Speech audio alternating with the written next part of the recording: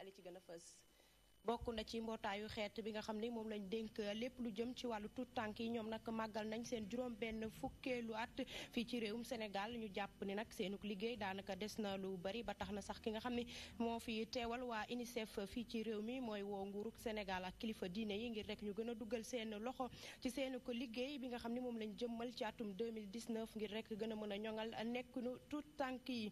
mbootaay bi boot jëwriñu ñu dénk wàllu ndaw ñi ak wàllu tàggat yaram ci Afrique francophone taxawal nañ ay programme yu jëm ci suqali ak ñoŋal ndaw ñi ak seen nekkin li ni mel nag nar a am fii ba fukki fan ak benn ci weeru mars atum 2019 ñoom sax jaaree nañ fa nag màggal seen juróom fukkeelu at ginnaaw biñ ko sosee ak léegi dinañ dem itam ca Touba Mbacké foofee nag projet bi jëm ci tabax université Khadimou Rassoul yemb na xalif général kullu murit amal na pose première pierre ci teewaayu ko jëwriñ bi ñu dénk wàllu njàng mu kawe mi ak yeneen kilifa yu dëkk ca dëkk bu sell boobee ca marché bu Liberté 6 jaaykat ya fa nekk nag fu nekk la ñuy lal seenu ko taabal ak seenu ko njaay li ni mel nag jur ay embouteillage yu méttee métti ba tax na sax askan ba fay faral di jaar di joxañ baaraamu tuuma jaaykat yooyee ñoom nag jaaykat yi di sàkku ci nguur gi ngir rek mu bañ leen fa jëlee ndax nag xamle nañ ni defuñu fa lenn lu dul daan seen doole bu lii lépp weesoo dinañ leen dëgtal li gën a fës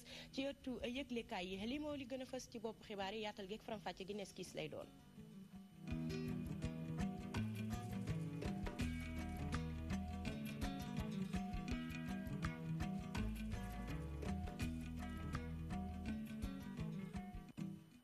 mbokk yi dal leen ak jàmm ci xibaaru digg bëccëg gi ñu koy doore ak mbootaayu xeet bi nga xam ne moom lañ dénk lépp lu jëm ci wàllum tuut tànk yi ñoom nag màggal nañ seen juróom benn fukkeelu at fii ci réewum Sénégal ñoom sax jaar nañ fa daal di xayma liggéey yu ñu jot amal boobaak léegi waaye tamit xam nañ xel ne liggéey bi des na lu bari ba tax na sax ñoom ñuy sàkk ci nguurug Sénégal ak ñi nga xamee ni ñoo di kilifa diine yi ngir rek ñu duggal seen loxo bu baax a baax ci seen ko liggéey bi jëm ci atum 2019 ngir rek ba fexe ba gën a mën a ñoŋal nekk nu gën a waaye rek gën a taxaw temb ngir aar ak sàmm ak yelleefu tout tànk yooyee ñu ànd ci ak Aïda Mennias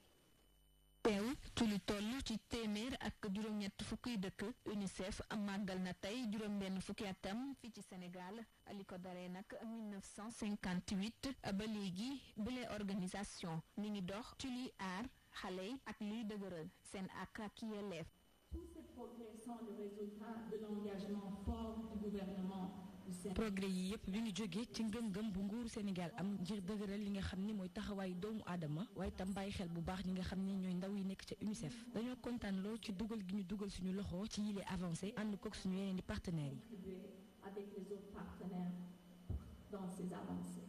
donte juróom-benn fukki at UNICEF mi ngi koy xeexal ndaw ñi ñu ngi gën a rek wane seen taxawaay ngir wéyal boobule combat di xamle ni nag défi yi des bëri na lool. 2 enfants de moins de 5 ans sur 10 souffrent toujours de la maladie. ñaari xale yu amagul sax juróomi at ñu ngi am ba tey malnutrition maanaam feebaru xiif bi yenn ci ay gox nag ñooy gën a yëkk yi le tawat 1 million ak genn wàlli xale bàyyi nañu l'école yi fukki ndaw yoo jël ñett ya kenn déclaré wu leen maanaam bindoo guñu ci état civil yi te ñun xam nañ ni li ñu bëgg mooy gone yi ne fii ci Sénégal doon nga xam ni ñooy taxawal suqaliku réew mi ëllëg. L'enfant sénégalais d'aujourd'hui devient un solide qui va contribuer au Sénégal radieux de demain. ngir indil jàppandal yile acteur ci seen bëgg-bëgg yooyee moo war a sax njiitu réew mi daal di jël plan Sénégal émergent teg ci situation xale yi soxla ndimbal. dëgëral gi ñu war a dëgëral taxawaayu njàng mi wérgu yaram dund gi ak kaaraange bokk nañ ci lu ëpp solo ci programme bu PSE tànn gi ñu leen tànn nag day tax rek réew mi mën a dëggal ay engagement jëlee xale yi ci mbedd mi bokk na sax ci xeex yi gën a fës bu UNICEF loole war a nag ancien député bi di Aïssatou Diallo jàpp ni nag état bi dafa war a gën a yokk loxoom jëm ci boobu le mbir. xale yi nekk ci mbedd mi moom UNICEF ak état Sénégal ñu ngi ciy liggéey waaye jàpp naa ne état Sénégal moo war a gën a góorgóorlu gën a def volonté politique maanaam gën a farlu bañ a seet ci dara seet na ni xale yi loolu seen droit la boo xam ne ni ñoo ko moom kon nag nit bu amee droit da nga koy delloo droit am kon nañu delloo xale yi seen droit bàyyi leen ñu ñibbi seeni kër ndax foofu mooy seen place ndax ñun jàng nañ alxuraan jàng école te demuñu yalwaani. ngir fexe rek ba UNICEF daal di jot ci lépp ci ay bëgg-bëggam moo waral muy rek o képp koo xamante ni ci kër sëriñ si nga nekk wala bokk nga nekk ci këru aada yi nga dugal ci sa loxo bu baax ngir jàppale leen ci bile xeex état bi desu ca ginnaaw ndax moom itam woo nañ ko ngir mu gën a daal di teg stratégie yoo xam ni day tax lépp luñ ca jëlee ñu mën koo dugal ci lu jëmale kanam nekkinu ndaw ñi. jërëjëf Aïda Mbène Niass mbootaay bi nga xam ne moo boot jëwriñ ñu dénk wàllu ndaw ñi ak wàllu tàggat yaram nekk ci Afrique francophone ñoom nag màggal nañ seen juróom fukkeelu at ginnaaw bi ñu ko taxawalee ak léegi boobule mankaan daal di bokk rek ci francophonie ñoom nag ñu ngi ko taxawal ci atum 1969 ñoom nag ñuy dugal seen loxo ci lépp lu jëm ñoŋal ak sukkali nekk nu ndaw ñi ak fexe di leen wutal xëy li ni mel nag moo tax rek ba ñu rek daal di taxawal seen ko programme nga xam ne dinañ ko wëyal ba fukki fan ak benn ci weeru mars atum 2019 ñu teewlu ki nga xam ne moo li Ali Akona Bourama Chantal Badji moo taataan ay kàddoo. 50 ans de la vie d'une nation mérite d'être célébré. juróom fukki at ci dund ab kuréel lu jara màggal juróom fukki at yoo xam te ni sunu kuréel gi yëngatu na ci ay réew yu fasantikoo te bokk langue bi di francophonie waaye te fexe ba indi ak jàppandal gën a ñoŋal secteur yi nga xamante ne ndaw ñi dañ ci yëngatu moo xam ci wàllu sport ak lii di mel ni loisir te it yëngatu nañ ci lu tollook ñeent fukk ak ñett ci ay réew te suñu mbébét yemul foofu dañu bëgg gën ko yaatal ci yeneen réew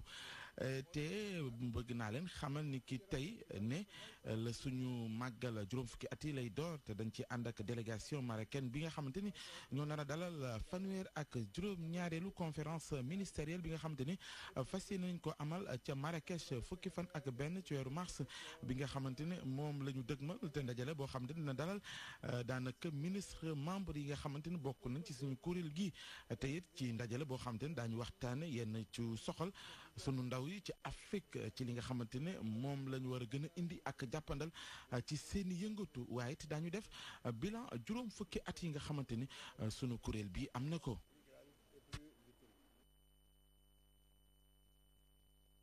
wutali foofee ca Touba Mbacké foofee nag lépp lu nga xam ni moo jëm ci projet taxawal université Khadimou Rassoul daanaka yemm na ndax nag xalif général kullu murit daal nay amal pose première pierre ci teewaayu ko jëwriñ bi ñu dénk wàllu njàng mu kawe bi ak yeneen kilifa diine yu dëkk foofee ca Touba ñu ànd ci ak El Modou Gueye. xalif général des mourides teg na xeeru njëkk wi mandargaal ndoor tey liggéeyu université Cheikhul Khadim bi nekk ci Touba. ñi nekk ñi fi teewe ñi fa teewe nii ak ñay ñëw ëllëg muy wéy liggéey bu mu laal suuf mukk nañ ñaan bu mu laal suuf mukk lenn dong moo war a liggéey bi mooy yëkkati baatu bi sunu borom sëriñ bi ñëw leen yëngutam bépp léppam jàddul lépp ñu ngi ko def ci yëkkati baatu sunu borom i'laahu kalimatillahi al-ulya. liggéey yooyu nag dinañ ko wéyal lu toll ci ñaari at entreprise bi nga xam ne moom moo gagné marché bi di Touba Matériaux di xamle ne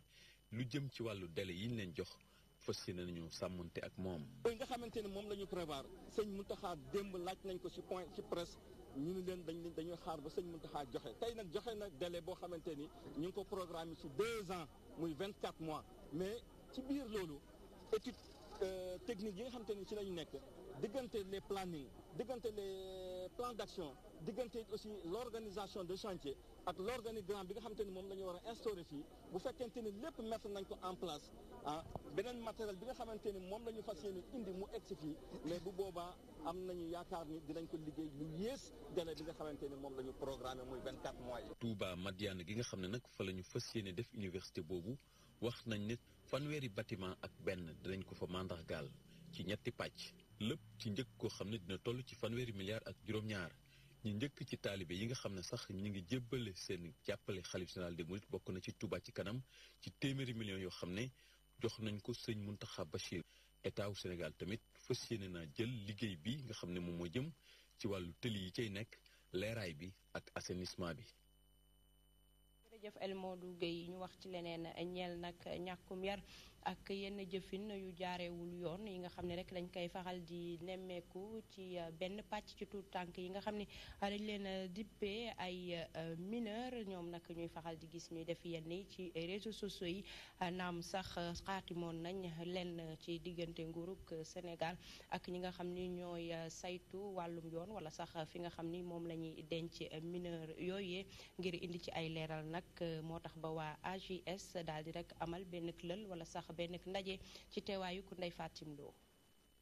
ñoo ngi tolloon ci junneek juróom-ñaar téeméer ak juróom-ñetti fukk ak benn xale mu amoon ñeent fukk ak juróom-ñeenti jigéen ci ñoom yoo xam ne da leen tëjoon ca prison wu Forbe bu Ndakaaru suñu sukkandikoo ci rapportu administration pénitentiaire boo xam ne defoon nañ ko ci atum 2014 bëri na nag loo xam ne mooy tax tey ji xale yi dugg ci def lu bon mel ni ci ndóol famille bu xaajaloo réseaux sociaux yooyu yuy mel noonu rawatina àndandoo gu bon wax ma kuy sa xarit ma wax la ki nga doon. su xale demee ba nekk ci kaso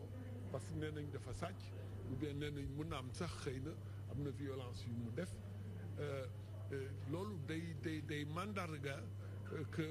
li nga xam ne waroon nañ ko def ci xale muy éducation yenn valeur civique yenn valeur diine également suñu ko ci deful xale yi ñi nekk ci réseaux sociaux yi nekk ci lu ñuy wax délinquance day am. naam sax nguur gi xaatim na ay convention yu bëri jëm ci sàmm xale yi nga xam ne dañoo am jafe-jafe ak yoon waaye su leen yoon tegee loxo xale yooyu dañuy dund ay jafe-jafe. xam nga bu ñu nekkee ci loxoy yoon souvent yenn saay seen waajur yi dañ leen di bàyyi société bi daf leen di won gannaaw yenn saay même tribunal xam nga xale yooyu pour nga mën a wax ak ñoom il faut mu am kenn ku mën a taxaw comme wàllu avocat. dafay poser problème au niveau de la CEDEAO am na règlement buy wax ni ki xale nit buñ ko jàppee dès les premières heures d'interpellation dafa nar a am avocat bu ñëw taxaw pour mu mun ko taxawul. gannaaw ba ñu génnee nag prison lu ci bëri ci ñoom dañuy delluwaat def lu bon ndaxte seen réinsertion sociale dafa sooxe. soo ko waroon dëgg toppatoo di réinsérer nga fexe woon ba nga xam ne du dem kaso. mais soo demee kaso aussi est-ce que ñoom am nañu lu doy est-ce que budget yi doy na est-ce que éducation bi bu ñuy continuer est-ce que li taxoon xale bi dem crise morale boobu taxoon xale bi dem kaso mu nga fa ba léegi mu dañ su dañul tam day am problème. lël bi li ko tax a jóg mooy soppi li ni mel jaarale ko ci boole képp ku yëngu ci wàll gi ba ñu mën a ut ay saafara ñu tëral ay politique ak ay programme ngir ñu gën a sukkali nit ñi dundee ca prison ba nin la ñuy jëlee en charge ci wàllum yoon ak niñ la ñuy dugalee waat ci société bi xale yi nga xam ne dañoo am jafe-jafe ak yoon. jërëjëf Ndeye Fatim Lo ñu wax ci wàllum wér-gu-yaram ñi nga xamante ne rek ñoo doon jaay wala sax duggal li nga xam ni moo di garab yuy baaxul ñaar ñan ci jàppoon daanaka daan nañ leen ku ci nekk juróomi atu kaso keneen ki nag juróom-ñaari atu kaso li ni mel nag tax rek ba askan wi daal ci tàmbalee am xel wu dal ndax nag gis nañ ni li ni mel wóorul dara ci wér-gu-yaram nit ñi ak seenuk nekkin reportage Adja Ndiaye. ñi nga xam ne ñoom lañu jàppoon ci mbirum garab yi li ñoom nag tëj nañu leen juróom jàpp juróom-ñaari atu kaso mbir mi nag sénégalais yi jàpp ni lu yoon la ndax kat pour ñoom li nu def dafa rëy. réew mi war na bàyyi lu neex waaye def lépp na jaar su yoon nu jëmale suñu réew ci kanam médicament yooyu ñu jaay bu fekkoon lu jaar yoon la duñ ko nëbb ba pen yi di leen ci fekk dëgg loo dëgg man na noonu lor askan wu bari. En fait, c'est interdit de le faire. dañu ko tere rax ci dolli boo ko jaayee nit ki mën na ko indil ay jafe-jafe ndaxte ñoom nekkuñu ay médecin ñaareel ba itam nit ki mën naa ñàkk bakkanam kon daal loolu yaakaar naa ne baaxul. Mourir en fait et ça c'est un acte en fait donc je pense que c'est raisonnable c'est un délit en fait c'est un crime. ci noonu soxna si moom jàpp ni justice bi waroon naa am tuuti yërmande ci ñoom ñële. dawal yërmande rek xam nga fii loo gis rek yërmande nañ leen dawal yërmande rek daal di leen wax loo xamee ne bu ëllëgee dootuñu ko defaat. ci noonu nag ñuy artu askan wi ñu bàyyi xel bu baax ci garab yi nga xam ne ñu ngi koy jaay ci mbedd yi. na sama classe goo xam ne jàngul fu ne médicament bi day faj gi pireem ak piro pharmacie yi yamul man naa mu piré man duma si xam dara. garab ku ko bëgg da ngay dem docteur bindal la ko nga dem jënd ko ci pharmacie man duma jënd garabu mbedd te duma ko digal kenn mu di ko jënd. Quand on est malade, le mieux c'est d'aller à l'hôpital, vous voyez. acheter des médicaments. nit daal yaakaar naa ne bu feebaree li gën ci moom mooy mu dem kër docteur ndaxte ñoom seen liggéey loolu rek ko tax a jóg. donc aller à l'hôpital c'est la meilleure solution. ñu jàppale na ci weeru novembre ci atum 2017 foofee ca Touba Belel Bara Sylla ak Amadou Wuri Diallo fas yéene tëdd nag juróom jàpp juróom benn atu kaso ak koppar gu ñu war a fay nag pharmacien yi toll ci $200 millions ci sunu xaalis xam bu baax lu rëy li nu def sénégalais yi nag xalaat ni pen bi dina tax nag li nga xam ni moo di njaayum garab gu baaxul gi mën a jóge ci réew mi. jërëjëf Adjara Ndiaye ñu wax ci leneen foofee nag ca marché bu Liberté 6 daanaka nag jaaykat yi fu leen neex la ñuy lal seenu ko taabal ak seenu ko njaay mu doon lu nga xam ni metti na loolu ci askan ba fay faral di jaar ndax nag dem ba dikk bi day jafe lool ci ñoom loolee nag ba tax na sax ñoom ñu ci rek joxañ baaraamu tuuma ñi nga xam ni ñoo di jaaykat yi waaye ñoom jaaykat yi sax ñoom ñu ne defuñu fa dara lu dul daan seenu ko doole ba tax na sax ñuy sàkk ci nguur gi ngir rek mu bañ a xalaat jële leen fa ñu teewlu ci ki nga xamante ne moo di Penda Badji. toogin bu dëppwul ak yoon léeg-léeg yi ñu koy nemmeeku ci marché yi wala ci yenn bërëb yi fële ca rond-point Liberté 6 nag nekk ab illustration ci bi lépp mbir tax ba ñenn ñi jàpp ni lii dafa indi embouteillage. embouteillage bi li ma jàpp mooy ni jaaykat yi ñoo tax embouteillage bi am fii nii clients yi ñu ngi fii nit ñi aussi oto yi aussi mooy loolu moo tax faaw mu am embouteillage ak jaaykat yi mieux vaut que ñu placer leen milieu boo xamante ni dinañ fa mën a jaayee ndax parce que du fépp lañ mën a toog rek di fa jaay. nag ab accusation bu commerçant yi li di nakarlu ndax ñoom jàpp nañu ni responsable lu ñu benn yoon ci lépp trafic. xëy na ñooñu seen gis-gis la ñu wax rek mais ñun yàquñ dara ci embouteillage bi fii territoire la sa suur dañuy fay juute foo gis rek fii am na délégué instant bi ñëwee dañuy waxtaan délégué bi mooy borom place bi moom la ñuy waxtaanee mu wax la fi nga war a yem ak fi nga warul yem. mais ñun fii ñu ne ak su néew defar nañ ko ba organiser ko ba defar ko ay place yoo xam ne bu client ñëwee sax dina mën a dugg ci biir mën a toog donc embouteillage nag ñaare peut-être clients yi ñooy ñëw créer ko wala ku xam Dakar xam ni dafa dense en plus rond-point Liberté 6 ku ne xam na ni Carrefour la fu ne la oto di jógee di ñëw.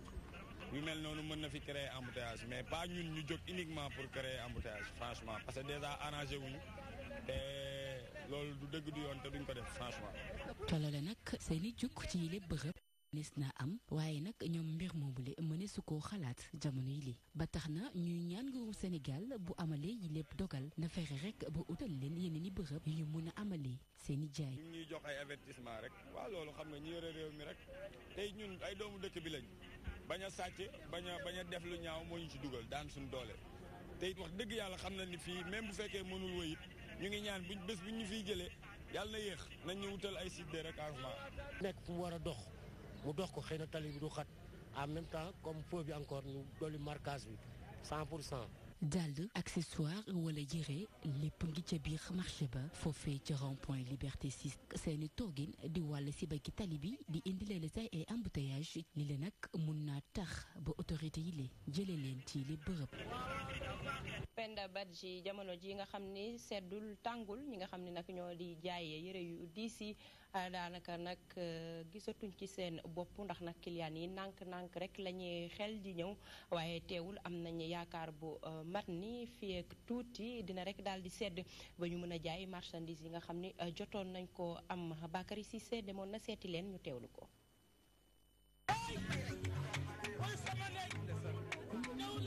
dafa mel ni tàccu bi wanewul ndax jamono ji ñu ngi gis seeni bopp ci njaay mi rawatina yére seddaay fu mu nekk ni daanaka yëf yi nekkul di dox Moussa Sène mu nekk ab jaaykat di ci aadu. instant yi moom dañoo xaw a waaye déedéet ndax suñu xaalis yëpp bagage sedd lañ ko jënd teg gis nga ni mu def fan yi ñu ngi for ndànk-ndànk mais bu seddee daal moom dañuy gën a gis suñu bopp. léeg-léeg mu sedd léeg-léeg mu tàng loolu nag tax na ba jaaykat bi di yàqu ba fay xalaat ne jaay benn façon yére kese doyul faaw mu boole yére tàngaay ak yére seddaay ngir yëf yi mun a dox. seddagul ni mu war a seddee moo tax dañ koy mixé dañuy dagg yére tàngaay ak yére seddaay mixé ko ñi nga xam ne yére seddaay moo leen arrangé ñu jënd ñi nga xam ne yére tàngaay moo leen arrangé ñu jënd mais instant bi daal doxagul daal. Adja Ndiaye moom ab cliente la jot na jënd li nga xamante ne soxal na ko ci période seddaay bi. xam nga yére sedd moom du yàqu au fur et à mesure da nga koy jël boo solatul la nga dugal sa armoire nga denc di xaaral ba sedd ñëwaat. ñenn ñi sax dem nañu ba ñu soppi seeni colin ndax jàpp nañ ne bu fekkente ne tàng na mbaa mu sedd am nañ ci pexe. saa bi dafa tàng bu ñu solee yére seddaay moom xanaa ak may rey rek. terewul di nga jënd bu seddee nga sol lu sedd bu tàngee nga sol lu yére tàngaay daal. bu ñu sukkandiku ci jaaykat yi nga xamante ne ñu ngi yëngu jamono ji lu jëm ci wàllu yére seddaay fu mu nekk ni gisaguñu seen bopp ci li ñuy jaay ndax climat bi fu mu toll léeg-léeg mu sedd mbaa mu tàng waaye yaakaar nañ ne fii ci kanam danañu gis seen bopp ci li ñuy jaay. jërëjëf Bakary Cissé génnuk àdduna Sidi Lamine Niass rob bi nag ñu naroon koo amal niki démb ci teewaayuk ñi nga xam ne ñoo di njabootam kilifa diine kilifa aada woy politique ak i taskatu xibaar daanaka ñëpp teewoon nañ foofu fees fa dell foofee ca morgue bu hôpital principal ngir rek bëggoon ka gunge ba ci këram bu mujj ñu teewlu seeni ay gis-gis ak seeni ay seede Abdoulaye Ndiaye moo tataan seeni kàddu. yàlla daal xaw ma luñ ko def ba mun a tooñ lii ndax ñu ngi jublu ci élection def fi mu nekk nii dama doon wax ne gaa yu baax yëpp sëriñ su baax yi ñu ngi dem ci ñaari weer yi paase am na ñaan ñu dem weer wala paase am na ñaan ñu dem ma ne waaw may wax sama doom ma ne ko dese nañu Sidi Lamine Sidi Lamine waa ji nga xam ne dëgg moom da koy yëngal. histoire du Sénégal parce que quand même histoire du Sénégal kenn mënu ci génn ci Sidi Lamine Niass Sidi Lamine Niass nit la koo xamee ni dafa daan jàppale néew gi doole yi di jàppale ñi nga xamee ni képp koo xamee ni am nga lu la naq di ci réew mi boo woowee Sidi Lamine Niass télévision ba daf fay taxaw. bi Sidi Lamine ñëwee fekk ñu ci obscurantisme boobu nga xam ni tubaab yi rek la ñu gëmoon ak être les diplômés français di làkk réer complètement nekk ci benn obscurantisme total ci la Sidi Lamine ñëw delloo si ñu c'est-à-dire daf ñoo delloo si won ñu ñooy kan won ñu suñu propre personnalité. di bibliothèque la te heureusement que li mu xam-xamam lépp ak gis-gisam yëpp mi ngi ñu condensé dans les archives ce qui veut dire que ñun ñii fi toog ak jeunes yi ñoo war a dem def ay recherches gën a approfondir son discours gën a approfondir sa vision boobu mën nañu permettre ñu découvrir l'autre africain. we dëgg Sidi Lamine dëgg da koy sayloo Sidi Lamine bëggul injustice Sidi Lamine man li tax ma bëgg ko looloo tax ma bëgg ko man dëgg rek ci dëgg rek lay taxaw donc kooku bu fekkee daf fi jóge Sénégal yëpp ñoo war jóg sargal ko dolli ko njukkal ñaan aussi état sénégalais ñu njukkal ko jagaleel ko au moins bés boo xam ni dafa waroon nekk deuil national te ci loolu aussi maison de la presse kër gi nga xamee ni moom la ñu defal journaliste yi donc ku mel ni kooku war nañ mën a jox ñu tudde ko Sidi Lamine Niass pour sa mémoire loolu lu am solo la. ci xibaar yu mujjee rot ñeel nag robo Sidi Lamine Niass ki nga xamee ni moo di magam di Ahmed Khalifa Niass xamle na woon ne ni démb ba muy jano ak taskatu xibaar yi dinañ ko rek jébbal boromam niki suba ci àjjuma ji foofee ca Léona Niassène ñu wax ci leneen ñeel nag taxawaayuk syndicat fii ci réewum Sénégal ñu bëri nag ànduñu ci doxalinu yenn saay ci nguur gi ñuy gis ni par yenn saay rek dañuy faral di comp ci ay salaire ñi nga xam ne ñoo di syndicaliste yi nga xam ne rek dañuy faral di dem grève ñu jàpp ni rek ànduñu ci loolu te itam war nañoo xoolaat bu baax taxawaayu syndicat ak lan mooy àqu syndicat ak naka la ñu waree amale ay grève ñu ànd leeral yi ak Safiatou Koli.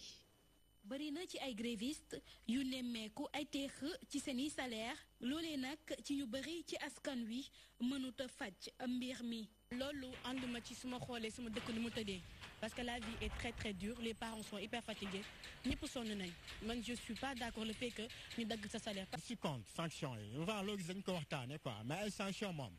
non kooku c'est après. ci quartier bu ñuy woowee Point E ci kanamu benn école xale bu jigéen bi di wuyoo ci turu Ami Ndiaye di xamle ni rek salaire lu am solo la ci liggéeykat bi. salaire mooy téye doomu aadama tey salaire mooy téye employé bi salaire mooy téye directeur bi salaire moo ñu fi bàyyi ñun ñëpp kon tey suñ ko daggee fu ñu jëm suñu daggee sa salaire nan ngay payer sa location suñu daggee salaire ñun kan moo ñuy fayal école tey suñu daggee seen salaire nan la ñu mën a continuer seen dund. li ko soriwul Babacar Tall doon dugg fu muy liggéeyee moom nag li mu gis mooy grève lu mës a am la. grève moom day loo xam ne lii depuis que àdduna bi mu amee ba léegi nit ñi dañuy ñaxtu ndaxte nit fu muy liggéeyee toujours mën na fa am lu ko naqari te boo amee lu naqari nag au lieu que ngay xeex di dóor di toj ay oto wala ngay toj ay yeneen li gën a rafet day mooy nga wane ni yow sa situation neexul. Ami Ndiaye dellu si waat di wax ni grève droit la ci bépp liggéeykat. ku nekk am nga tey droit wax ni lii ça m'arrange pas lii bëgguma ko après ça dépend aussi de la manière yu ñu koy defee et que au Sénégal nous avons certes l'habitude de faire des grèves di ko teg ci tali bi di def lu ñu neex mais à un moment donné il faut ñu déglu leen ñu xool ñoom lu ñu bëgg ak naka gouvernement bi taxaw pour mën leen jàppale.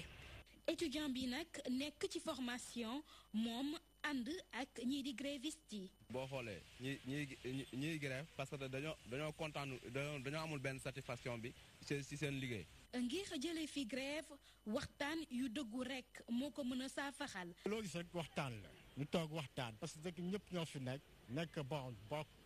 ñëpp on est en famille. grève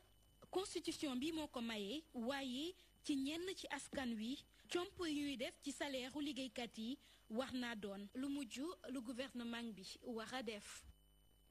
Safiatou Koli jongante njiitu réew bi am ci atum 2019 ak coow yu mu àndal mu mel ni que rek waxtaan du bari lu muy am ci diggante kujje gi ak ñi nga xam ni ñoo faree ci nguur gi ba tax na sax dañuy faral di gis ay tuuma di jugee fu ne ba tax na ki nga xamante ne mooy député bi daal di fare ci majorité présidentielle di Babacar Biaye déggoon nañ fi sax mu joxañ baaraamu tuuma ki nga xam ni moo fi nekkoon njiitu réew di Abdoulaye Wade ak ñi mu àndaloon ne rek dafa amal ay njuuj njaaj ci koppar yi nga xam ni moom lañ defaree aéroport boobee di AIBD ñu ànd ci ak reportage Ousmane Mané.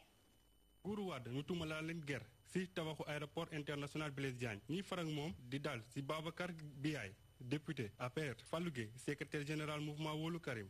mu ngi ko jiñee affaire ak ñu jiñ ko d'une valeur de 694 milliards man mi di wax ak yéen suivre naa projet bi ba mu jeex 8 mois def naa ko si salle lu ñu indi dossier bu ñu indi ñu tekk fële lan lañ ko mujj ni nu mu tudd am nga xaalis daal fan nga ko jëlee loolu kan moo ko mën a gis ci àdduna da nga naan kay nit ki lii laa la joxoon lii moo ci manqué na lii voilà mun nañ gis nañ fi ab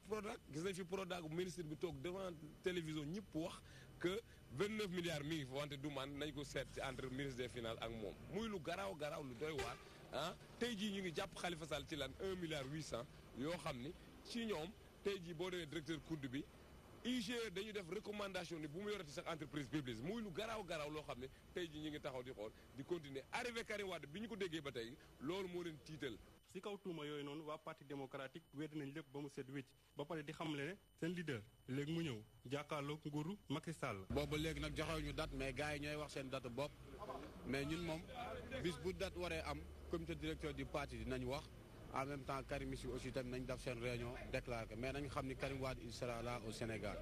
amul leen loo xam ne mën na ko tere mu dugg Sénégal parce que Karim bu nekkul candidat wala mu dugg Sénégal comme Macky Sall moom ak waa famem Macky du campagne ak même les responsables yi nga xam ne ñu ngi biscuité duñ fi génn naan dañuy campagne loolu moom yaboñ def ko seen xel ñoom ñëpp. ay weer yi néew rek moo des ñu amal élection présidentielle ñiy fare si nguur gi ak ñi nekk si opposition bi di sànnante ay xeer li ni mel bu continuer mën naa indi ay rëkk-rëkk si jongante yooyu. jërëjëf Ousmane Mané li ni mel nag moo ndar képp xibaaru digg bëccëg gi di leen jaajëfal bu baax ci ànd geek teewlu gi di jaajëfal itam ña fare woon ca régie rédaction bi di leen jox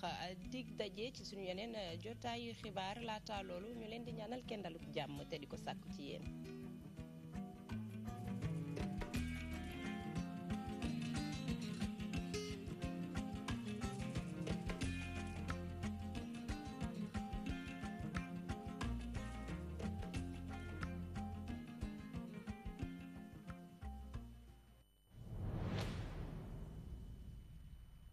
Pikini Production DTV ñoo lëkkaloo ngir andi leen film bu bees bu tudd bés film la bu ñu leen di présenté ngir bégal leen yee leen jàng ak jàngale tamit.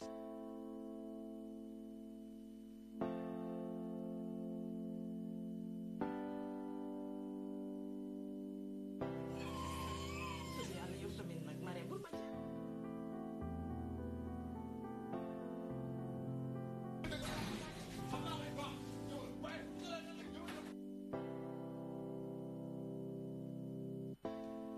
Moustapha du yow lañ tuddee doom ji. xam naa adduna bi lépp fooy ren lu ne. histoire yi leen di nettali yëpp fii la xewee ndax réalité souvent day dépasser fiction alxamis bu ne maanaam jeudi di ngeen am ñaari épisode à partir de 21h na ngeen ko xaar di ngeen gis li ma leen wax.